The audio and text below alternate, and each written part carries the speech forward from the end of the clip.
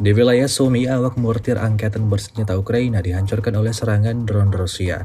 Rekamannya ramai beredar di media sosial Telegram pada Selasa 17 Desember 2024. Tepatnya di daerah perbatasan Belgorod, musuh menyiapkan posisi menembak, tetapi dengan cepat ditemukan dan dihancurkan oleh kru UAV Severian Rusia.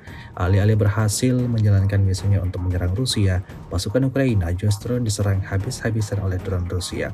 Akibatnya terlihat jelas dalam rekaman. Hingga video ini beredar, beragam respon diberikan warganet.